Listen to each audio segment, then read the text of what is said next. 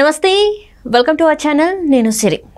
తెలంగాణలో బీఆర్ఎస్ ఖాళీ అయిపోతుందా? ఎందుకంటే ప్రభుత్వం మారినప్పటి నుంచి ఎవరైతే బీఆర్ఎస్ ఎమ్మెల్యేలుగా గెలిచారో వాళ్ళు అప్పుడే కాంగ్రెస్ వైపు చూస్తున్నారని అప్పట్లోనే వార్తలు వచ్చాయి. అయితే ఇప్పుడు చూస్తున్న పరిస్థితులు ఏంటంటే ఒక్కొక్కరుగా అయితే కాంగ్రెస్ వైపు చూస్తున్నారు. కొంతమంది అయితే ఆల్రెడీ కాంగ్రెస్లో జాయిన్ అయినది కూడా మనం చూసాము. అయితే ఇప్పుడు పోచారం శ్రీనివాస్ రెడ్డి కూడా కాంగ్రెస్లో జాయిన్ అవ్వడం అయితే మనం చూసాం. సో ఈ అంశాన్ని మరి మనకి వివరించడానికి మనతో పాటు ఉన్నారు ప్రముఖ senior journalist doctor Durga Vadlamani గారు. నమస్కారం మేడం. నమస్తే. మనం ఇప్పుడు చూస్తున్నట్టయితే మరి తెలంగాణలో బీఆర్ఎస్ ఖాళీ అయిపోతుందా? ఆల్రెడీ చాలామంది కాంగ్రెస్లోకి వచ్చారు అండ్ ఇప్పుడు పోచారం శ్రీనివాస్ రెడ్డి కూడా కాంగ్రెస్లోకి వచ్చారు. మంత్రి పదవి కూడా తనకి ఇస్తున్నట్టుగా మరి వార్తలు వస్తున్నాయి.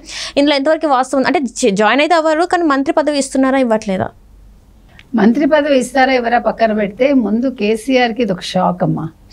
ఎందుకంటే మొన్న కేశవరావు గారు చాలా సన్నిహితుడు కేసీఆర్కి, కుడి భుజంగా ఉన్నారు ఆయన కూతురుతో సహా వెళ్ళిపోయినప్పుడే ఆయన చాలా బాధపడ్డారు.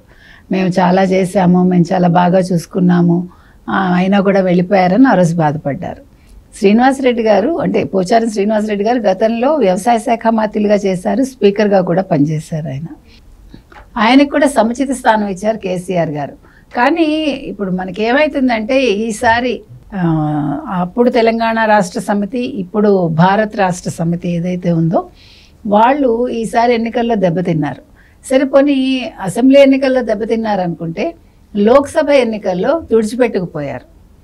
ఇప్పుడు ఈయన వెళ్ళిపోవటానికి మన రీజన్ ఏ రకంగా చెప్పుకోవాలంటే, సో ఎందుకు వెళ్ళిపోయి ఉండొచ్చు అనుకుంటే కర్మ ఎప్పుడు కూడా రిటర్న్ వస్తుంది మనకి.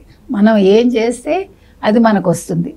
ఆ రోజు తెలుగుదేశం పార్టీ విషయంలో కేసీఆర్ గారు ఏ రకంగా బిహేవ్ చేశారమ్మా? ఆ పార్టీని నామరూపాలు లేకుండా చేశారా? అందులో ఉండే వాళ్ళందరినీ తన పార్టీలోకి చేర్చుకున్నాడు ఆయన. ఆ రోజు తెలుగుదేశం పార్టీని నాశనం చేయాలి, సమూలంగా పెకలించాలి అని ఆయన ప్రయత్నం చేశాడు. సో నువ్వు ఏదైతే చేసావో ఈరోజు నీకు అదే జరుగుతుంది.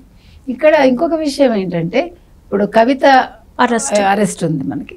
కవిత అరెస్ట్ విషయంలో ఇప్పుడు ఈ కవిత అరెస్ట్ అయ్యి ఇప్పటికి చాలా రోజులైంది. అయినప్పుడు తండ్రిగా ఆయన ఒక మాజీ ముఖ్యమంత్రిగా వద్దు, ఒక ఎమ్మెల్యేగా వద్దు, ఒక కన్న తండ్రిగా వెళ్ళి చూడాలి. ఆయన చూడలేదు. తల్లి వెళ్ళారు, అన్నగారు వెళ్ళాడు, అందరూ భర్త వెళ్ళాడు, హరీష్ రావు వెళ్ళాడు, ఇలా వీళ్ళందరూ వెళ్ళారు. కానీ కన్న తండ్రి వెళ్ళి చూడలేదు. చూడాలి, నెంబర్ 1. నెంబర్ 2, ఇప్పుడు కవిత కోసం ఆయన బీజేపీకి మోకరిల్లాడా అనేది అందరిలో ఉన్న ప్రశ్న. దానికోసమనే ఆయన మొన్న లోక్సభ ఎన్నికల్లో ఒక్క సీటు కూడా గెలవలేదా? అంటే బీజేపీకి ఎదురుగా ఆయన సరైన అభ్యర్థులు నిలబెట్టలేదా అనేది కూడా అందరిలో ఒక సందేహం ఉంది.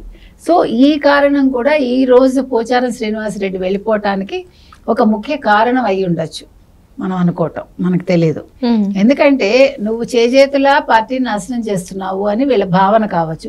మా ఫ్యూచర్ ఏంటి, ఇప్పుడు బీఆర్ఎస్ ఇంకా ఉంటుందా ఉండదా, మా ఫ్యూచర్ ఏంటి అని వాళ్ళు ఆలోచించుకుంటారు కదా. సో ఆలోచించుకునే తరుణంలో రేవంత్ రెడ్డి ఆఫర్ ఇచ్చారు, మంచిదే కదా. ఇప్పుడు పిలిచి పిల్లనిస్తానంటే ఎవడొద్దు అంటాడు. సో ఆయన వెళ్ళాడు. వెళ్తే ఇవాళ బాల్కసుమన్ చాలా అడ్డుకున్నాడు. మీరు కనుక చూస్తుంటే విజువల్స్, బాల్కసుమన్ వెళ్ళొద్దు అని ఆయన ఇంట్లోకి వెళ్ళటానికి కూడా ప్రయత్నించాడు. ఇవాళ చాలా గొడవలు జరిగాయి. అంటే పోలీసులు మోహరించారు. రేవంత్ రెడ్డి వెళ్ళి స్వయంగా మాట్లాడాడు పోచారం శ్రీనివాసరెడ్డి ఇంటికి వెళ్ళి, ముఖ్యమంత్రి. సో మాట్లాడినప్పుడు బాల్కసుమన్ బయట నుంచి చాలా గొడవ చేశాడు లోపలికి వెళ్ళటానికి. మీరు వెళ్ళొద్దు అని ఆయన నిలువరించడానికి ప్రయత్నించాడు. సో ఏది ఏమైనా ఇది ఆరంభం అండి. ఇప్పుడు దానం నాగేంద్ర మాట్లాడుతున్నాడు అదే, ఇంకా 20 మంది మాతో టచ్లో ఉన్నారు, ఇంకో 20 మంది వచ్చేస్తారు. ఒక ఎవరెవరు ఉంటారు అంటే కేటీఆర్, తర్వాత హరీష్ రావు, ఇంకొక 2 పేర్లు చెప్తున్నాడు ఆయన. ఈ 4 ప్లస్ కేసీఆర్ తప్ప మిగతా అందరూ కూడా కాంగ్రెస్లోకి వచ్చేస్తారు అని దానం క్లియర్గా చెప్తున్నాడు. ఈ దానం వీళ్ళందరూ కూడా అందులోంచి వచ్చిన వాళ్లే కదా. అంటే ఇప్పుడు నువ్వు ఎదగడం కోసం పార్టీలని నువ్వు నాశనం చేయకూడదు. కేసీఆర్ చేసిన పని అది తప్పు కదా. అది తెలుగుదేశాన్ని నాశనం చేయాలనుకోవడం తప్పు కదా. సో అందుకని నువ్వు ఈరోజు అనుభవిస్తున్నావు. ఇంకొకటమ్మా, అహంకారం మనిషిని అధపాతాళానికి తొక్కేస్తుంది. అందుకు ఉదాహరణ కేసీఆర్. మొదటి 5 ఏళ్ళు చాలా చక్కగా పరిపాలించాడు ఆయన. సో ఫస్ట్ టర్మ్ చాలా బాగా పరిపాలించాడు ఆయన విడిపోయినప్పుడు, 14 నుంచి 18 అనుకోండి, 19 వరకు. తర్వాత 23 వరకు ఆయన పరిపాలన అహంకారపూరితంగానే ఉంది. ఎవరిని లెక్క చేయలేదు. అసలు ప్రెస్ను పట్టించుకున్నాడు ఆయన, మీడియాని ఎప్పుడు పట్టించుకోవాలా. తర్వాత ఈ అమరవీరులను పట్టించుకోలేదు. ఆయన చేసిన తప్పిదాలు చాలా ఉన్నాయి. ఆయన అసలు ఒక అపోజిషన్కి ఒక సరైన మర్యాద ఇవ్వలేదు. ఒక్క ఎమ్మెల్యేని కలిశాడు ఆయన ఎప్పుడైనా? ఎప్పుడు కలవలే. ఎప్పుడు నోటి దురుసుతనం ఆయనకి. తిట్టడం, మాట కూడా ఎట్లా ఉంటుంది, చాలా ఘోరంగా. అసలు ఆంధ్ర వాళ్ళని ఎంత ఇన్సల్ట్ చేశాడు. ఆయన అవసరానికి ఆంధ్ర వాళ్ళని పొగిడేవాడు. మీకు గుర్తుంటే ఎలక్షన్స్ అప్పుడు పొగిడేవాడు. ఉత్తప్పుడంతా ఆంధ్ర వాళ్ళని తీసి పడేశాడా? పోనీ అలాగే నువ్వు పూర్తిగా ఆంధ్ర వాళ్ళని తీసి పడేసావా? నీ అవసరాలకంతా మళ్ళీ ఆంధ్ర వాళ్ళనే పెట్టుకున్నావు.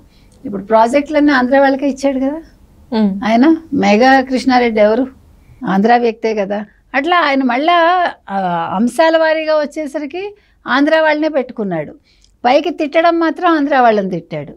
సో ఇటు తెలంగాణ వాళ్ళకి కాకుండా పోయాడు ఆయన. అటువంటప్పుడు అటు ఆంధ్ర వాళ్ళకి కోపం తెప్పించాడు. అంటే ఆయనే చేసుకున్నాడు. మనిషికి ఒక స్థిరం ఉండాలి కదా, మాట కానీ పని కానీ స్థిరత్వం ఉండాలి.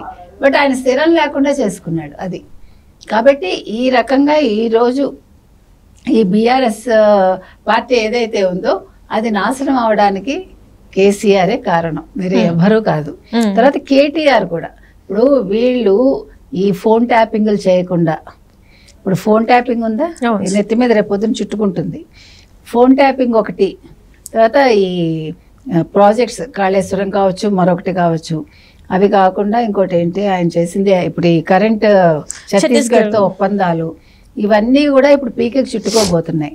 సో ఇప్పుడు వీళ్ళందరూ వెళ్ళిపోవటానికి రీజన్ మీకు అర్థమైంది కదా. ఈ అవినీతి ఏదైతే ఉందో దీంతో రేపొద్దున కేసీఆర్ అరెస్ట్ అవుతాడు, కేటీఆర్ అరెస్ట్ అవుతాడు, హరీష్ రావు అరెస్ట్ అవుతాడు. అయ్యారనుకోండి, పార్టీ ఏది ఇంకా? అప్పుడు వాళ్ళ ముగ్గురు వెళ్ళిపోయాక పార్టీ ఉన్నా కూడా వీళ్ళందరి భవిష్యత్తు ఏమి ఉండదు కదా. ఇవి ఆలోచించుకునే వాళ్ళు ముందుగానే వాళ్ళు తెలివిగా వచ్చిన అవకాశాన్ని వినియోగించుకుంటున్నారు. రేపొద్దున ఎలాగా పార్టీ ఉండదు, పార్టీ ఉండకపోతే మనకి రాజకీయ భవిష్యత్తు లేదు. అదేదో మనం ముందు జాగ్రత్త పడదామని వీళ్ళందరూ కూడా ఆలోచించుకుని ఎవరికి వచ్చిన అవకాశాన్ని వాళ్ళు సద్వినియోగం చేసుకుంటున్నారు. ఆ రకంగా ఇవాళ పోచారం గారు రేవంత్ రెడ్డి ఆఫర్ని మన్నించి ఆయన కాంగ్రెస్లోకి వెళ్ళిపోయారు.